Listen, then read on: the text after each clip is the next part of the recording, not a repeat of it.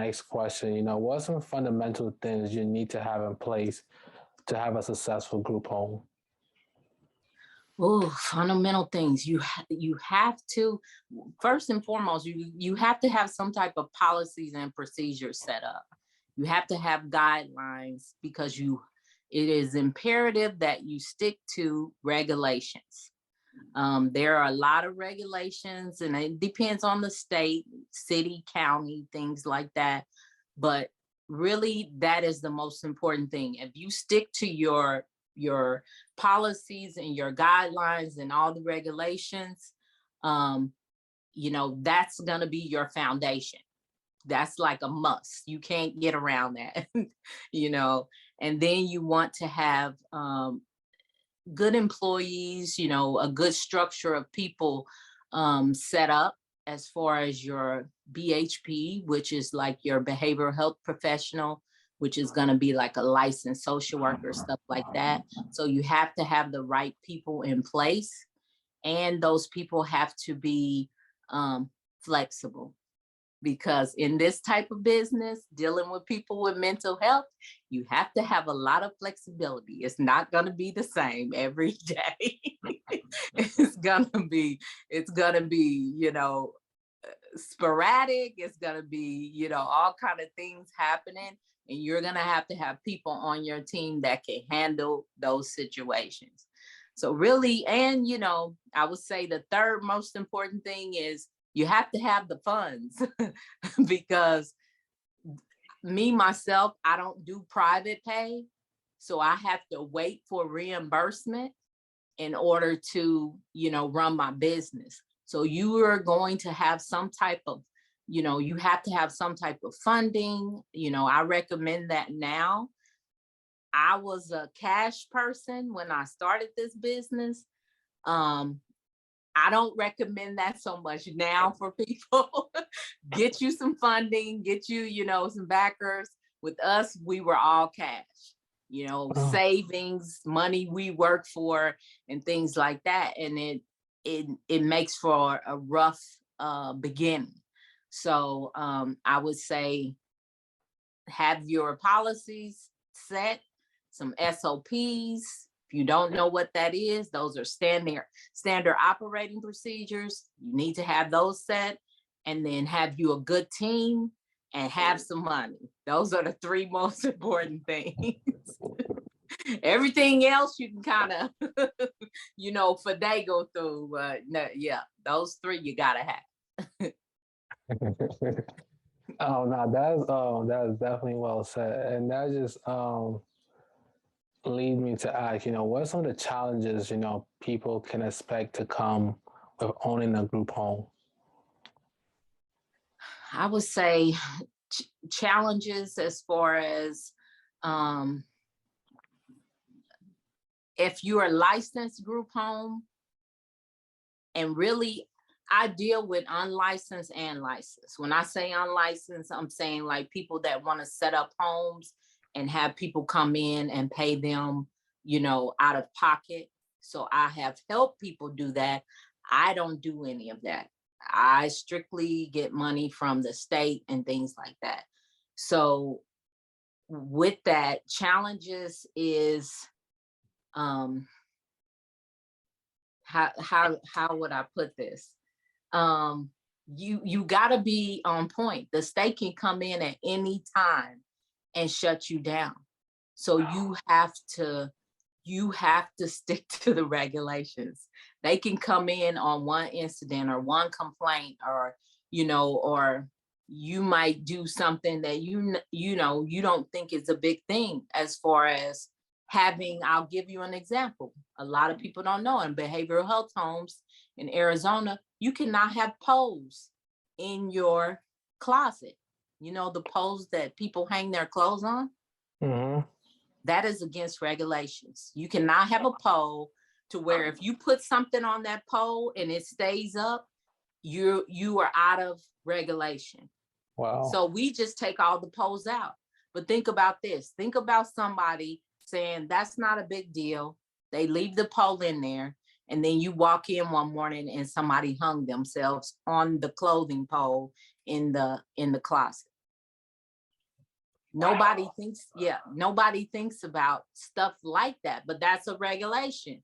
And it's kind of a big thing because somebody could hang themselves in a closet, Yeah. so things like that, that's like the biggest challenge, is keeping up on those regulations, because they can change. And then a surveyor, we get surveyed like once a year, but the state can come out at any time. If they get a complaint on you, they can come out every day in a month if they, if they want to. So just think, if regulations change, if they come in May and the regulation changed May 30th, and then they come in June and you're not up to date, you can get dinged on that, even though you didn't know, but it's your job to keep on up on regulations. So that's kind of like our biggest challenge, is to always have someone working to stay up to date, staying in contact with the state, calling the surveyor of the day, getting clarity on regulations, because it's a big thing. I mean, you could have your whole business shut down off something. Wow. Wow.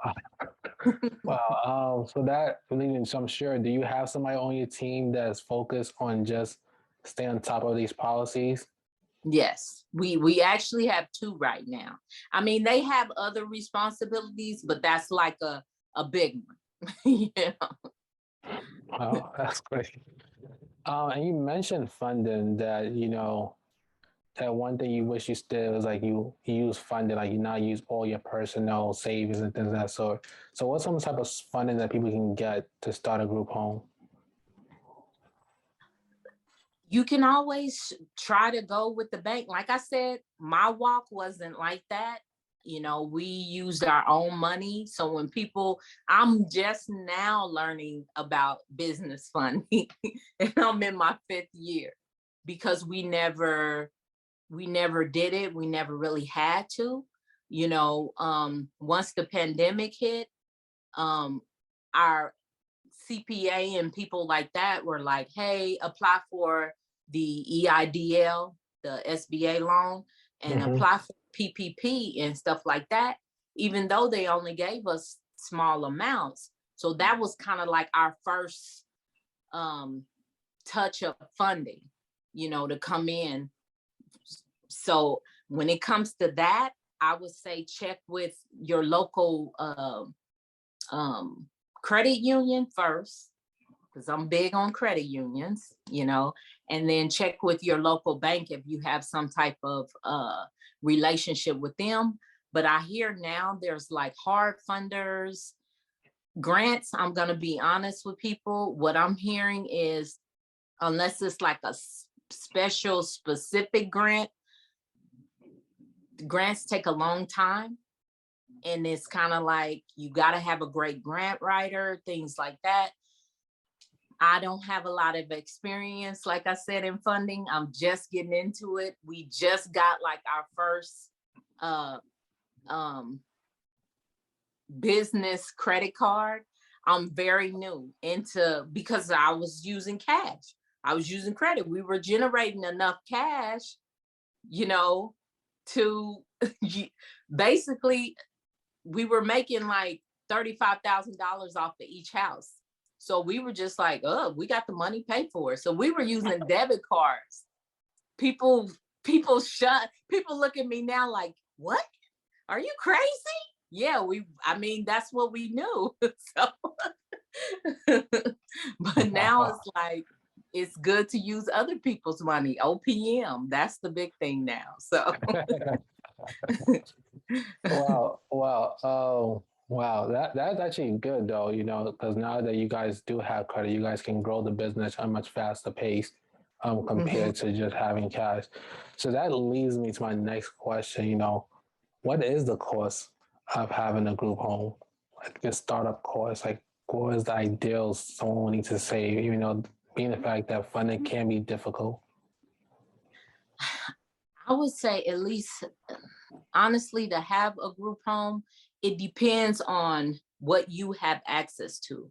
Like, if you are someone that have no experience, you have to pay for all your employees. You don't have, I'm saying, like, you haven't built relationships, or you don't have family that are social workers or nurse practitioners or things like that. I would say 100,000, really, just to be comfortable, minimum 100,000, because you have to have that house. You have to get that house up and running. I mean, you have to have that house like it's running before the state even comes out. So you have to have a house fully furnished, utilities on, cable on, TV in there, phone line on, everything in there, to where when they come to survey you, everything is there, like you already have a client. Wow. So in order to do that, who knows when the state's gonna come out? I mean, we've had to wait on the state as long as 9 months to come out to a house. We still had to pay that mortgage, pay those utilities. You get what I'm saying? So Yeah. that was 9 months with no client in the house. And Wow. but we still had to pay those bills. We still had to pay the lawn guy to come out. We still had to pay him to trim the trees. We still had to do all of that. And so that's one thing that people have to think about when you do a group home. Like us personally, when we did our group home, we started our business in March of 2017. We did not get our first client until the end of January 2018. Our first. So by that time, we were, if I remember right, we were into it about 47 grand, where we had renovated the house, paid the down payment, and we rented our first house. You can rent homes. So we rented our first house, and the woman wanted $10,000 down.